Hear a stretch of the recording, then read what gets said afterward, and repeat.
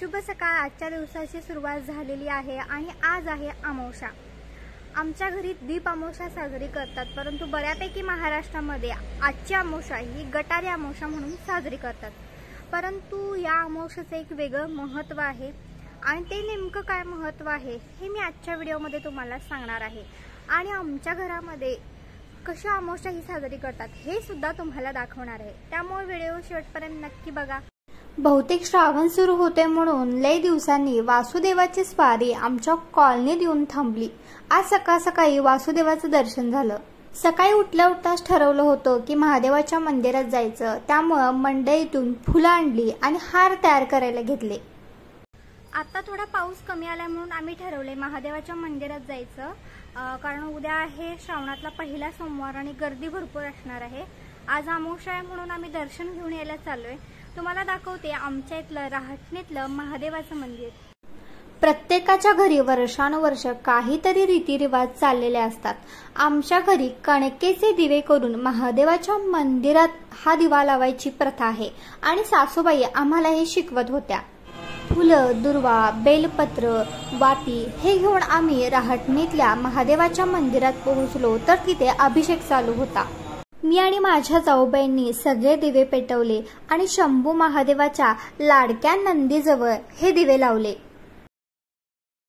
आतापर्यंत मी भारतासोबत महाराष्ट्रातील अनेक मंदिरं पाहिलेत, पण त्यातल्या त्यात महादेवाच्या मंदिरांमध्ये माझं जास्त मन रमतं।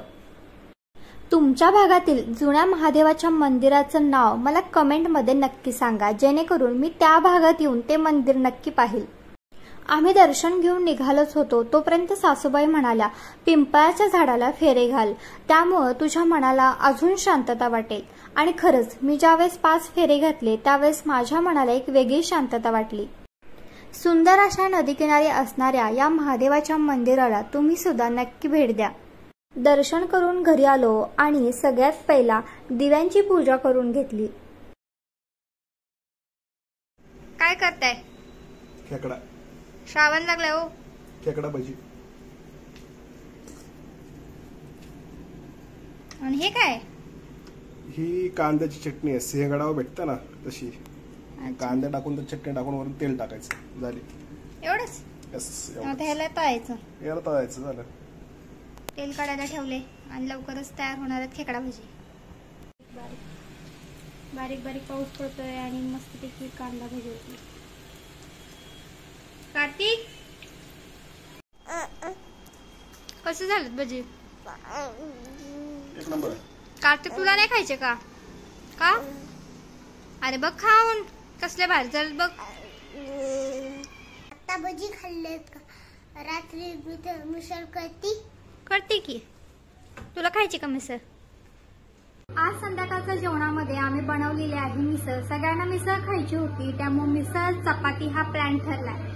आणि सकाळी कुणीच भात खाल्लेला नाही, त्यामुळे तोच भात फोडणी घालून मी आज सगळ्यांना खायला देणार आहे। मिसळ चपाती आणि फोडणीचा पिवळा भात हे आज आमचं जेवण आहे। आणि तुम्हाला मी दाखवते अंधारामध्ये हे 3 जण बाहेर टीव्ही बघत बसले। हे बघा इकडे हे 3 जण टीव्ही बघत बसलेत। असा अंधार केले आणि इकडे लावले गाणी। काय म्हटलं तू? मोठ्यानं म्हण परत एकदा।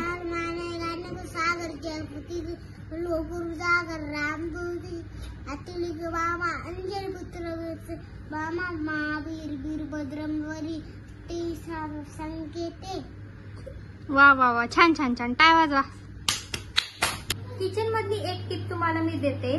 माझ्या आणि माझ्या जाऊबाईंच्या ओटीमध्ये ना काही नारळ आले होते आणि आमच्यात ओटीत आलेले नारळ हे नॉनव्हेज साठी वापरत नाहीत। मग आम्ही काय केले, ते मस्तपैकी उन्हामध्ये कडक उन्हामध्ये सुकवले आणि किसून ठेवले। आता काय करायचं तसं मी पुढे सांगते तुम्हाला। तर हे किसलेले नारळ आहेत, हे काय करायचे, मिक्सरला एकदम बारीक वाटून ठेवायचे। आणि याचा फायदा असा आहे, म्हणजे वाळलेले जे नारळ आहेत ना सुकलेले, त्याचा जर आपण भुसा करून ठेवला ना बारीक असा, तर तो असं कोणत्या पण फोडणीमध्ये आपण घालू शकतो। तर मी दाखवते, हे मी असा भुसा टाकलेला आहे हा मिसळच्या रश्श्यामध्ये। आणि मिसळच्या रश्श्यावरती तरी यायला म्हणजे कमी तेल लागतं। जर तुम्ही असा नारळाचा भुसा वापरला तर कमी तेल लागतं। सगळ्यांनी पोट भरून मिसळ खाल्ले आणि नेहमीप्रमाणे आज सुद्धा झोपायला वाजले 12। उद्या मी करणार आहे घरामध्ये शूट आणि परवा दिवशी माझा आणि माझ्या फॅमिलीचा पूर्ण दौरा असणार आहे मराठवाड्यात. आम्ही जाणार आहोत बीडला. तर उद्याचा आणि परवाचा ब्लॉग नक्की बघा, कारण आम्ही त्यामध्ये दाखवणार आहोत आमचा संपूर्ण प्रवास. आजचा व्हिडिओ कसा वाटला कमेंटमध्ये नक्की सांगा. शुभरात्री.